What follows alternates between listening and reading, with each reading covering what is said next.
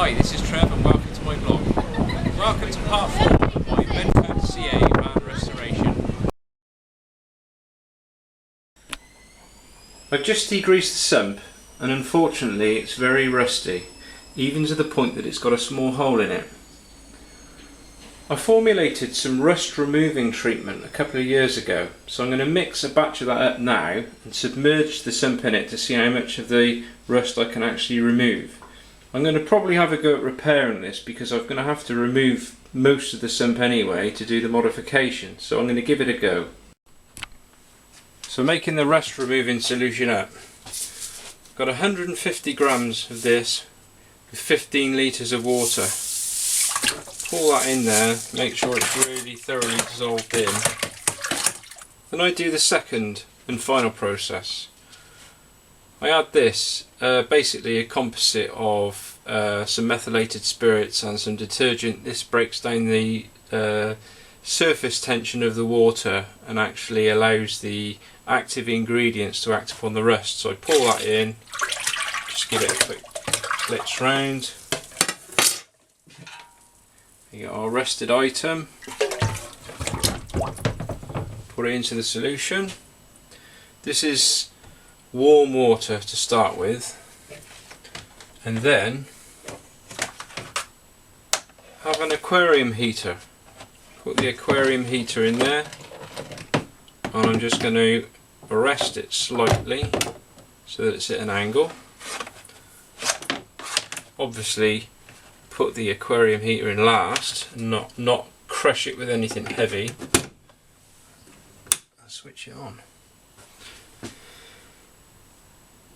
And this is one I made earlier.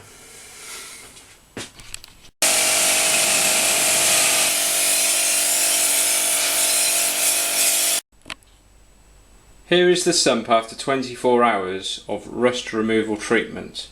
I found that it pays to pressure wash the rusted item every 12 hours during the treatment.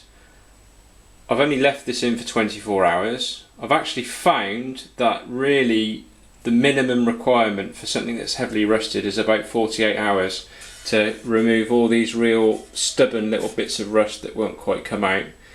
Also, what I've found as well is if you don't give it the 48 hours, it can actually suffer from flash rusting, where obviously not all the rust has been removed, and as it's drying out it starts trying to rust again. For some reason, after 48 hours it seems to be a lot better, and it actually seems to not want to rust for quite a long while, even if it's left in quite a damp environment. What I'll do is I'll get the camera in at a real close angle so that you can see the surface of the steel. It's nicely cratered so that you can see that all the rust has been eaten away from the steel. So what I intend to do next is make my modifications to the sump. If my modifications are successful, then I will give the sump another good rust treatment before I paint it.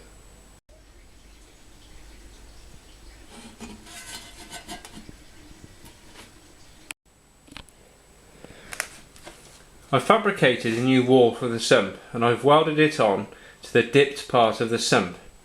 This is to try and regain some of the capacity that I'll have lost on the bulge side of the sump when I cut it off. I've mounted it to this piece of MDF to try and stop it from moving from heat distortion from the weld. As you can see, I've just roughly welded it in for now. This will all have to be cleaned up and painted obviously when I've finished. I've filled it up with water just to check to see how fluid tight the weld is, and it seems to be holding up quite well. I made the decision to remove the alloy part of the sump because on the Focus E-Tech engine the sump comes in two sections, the alloy part and the steel part which bolts underneath. I did this for a few different reasons. One of the main reasons is obviously I don't really want to be cutting, grinding and welding anywhere near the open part of the engine, because this is just going to go inside the engine and cause obvious problems. Also, I can finalise my starter hole by cutting this piece out here, and this is going to be a lot easier with it obviously off the engine, and I need to do some more filing work around here I also need to file some of this webbing out so that I can get the pickup pipe to go low enough so that it retains its 10mm from the base of the steel sump to pick up the oil from the bottom of the sump. Well, I think that's time for a break now. I'll see you back in a minute. I think I'm going to have a cup of tea and a biscuit. It's supposed to be a cup of tea and a biscuit, not a 3-course meal. Not a 3-course meal. Not a 3-course meal. Not a 3-course meal. Not a 3-course meal. Not. Hey, this is a bit like the Far Show. But without the laughs.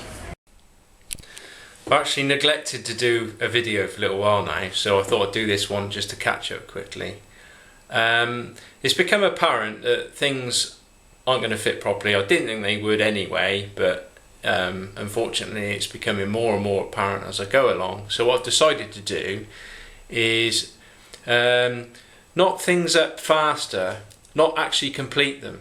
So I could make a quick bracket up, just tack it in place. If I'm making a chassis mod, just basically make up the chassis mod, just tack it in place. If it's in the wrong place, then all I've got to do is scrap it, start again. I haven't spent hours and hours and hours making things which I have already done, and then to find out that they're no good and they've got to be modified. So this is where I'm up to now. I welded a flat base on the sump. It's not finished, but it's in against a cross member. As you can see, it's a lot thinner than it was before, which has allowed the engine to drop down into a much nicer position. I've also welded the engine to the chassis with these temporary engine mountings. Now the reason I've done this is to hold the engine rigidly in place. It can't move. If it was on the chain, on the hoist, it would be moving around and not held correctly in position, which is what I really need. I've done the same with the gearbox, and what's also become apparent is the gearbox is a lot taller because of the selector shaft on top of the gearbox. I originally wanted to keep, obviously, the original floor because it's nice and flat, and I wanted to keep it flat, but I'm not going to be able to do this now. So what I'm proposing to do now is completely remove the driver's side floor, because all the passenger side's gone anyway. Remove the driver's side floor. As we can see, gearbox is standing proud, so I now need a gearbox tunnel. Not a very big one, but a little one. So I was thinking of doing scrapping this floor altogether, as I've got some corrosion issues in this corner anyway, so it'd have to come out here to do this rust work.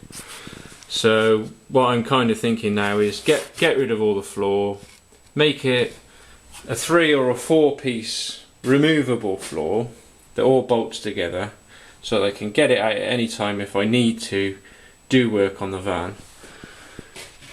Gearbox lashed up a little bit, looks a bit rough I know, but it doesn't matter, it's held in the correct position, it's bolted there.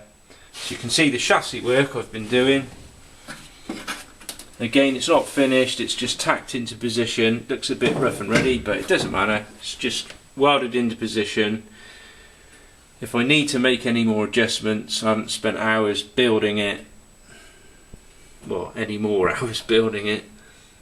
As you can see, it misses. What I've got to make up now is a cross member that's going to go under there, bolt to the chassis and support the gearbox. That's the next job.